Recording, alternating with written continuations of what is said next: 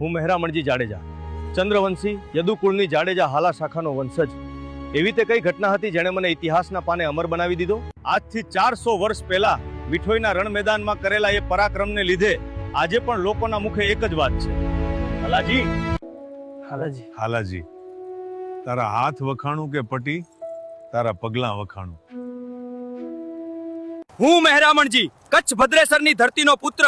હજી તો મૂછનો દોરો પણ ફૂટ્યો નહોતો ત્યાં જામ રાવણની મધ્યે મિઠોઈના મેદાનમાં આવી ઉભો રહ્યો. મને જોઈ જામ હસી પડ્યા હતા. બેટા, અહીં ખાંડાના ખેલ છે, ખાવા નથી જવાનું.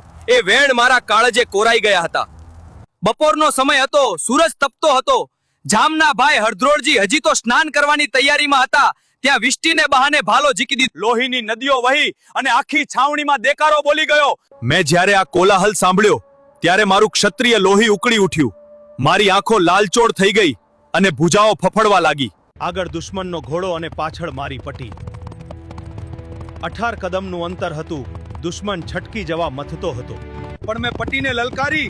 આજે જો આ જીવતો ગયો તો મારા હાલા વંશને લાંછન લાગશે. પડવારમાં પટીએ દુશ્મનને આંબી લીધો.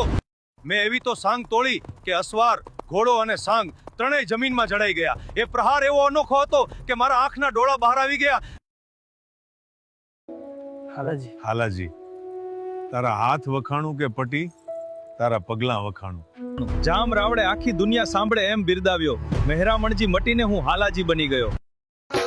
હાલાજી તારા હાથ વખાણું કે પછી તારા પગલા વખાણું? હાલાજી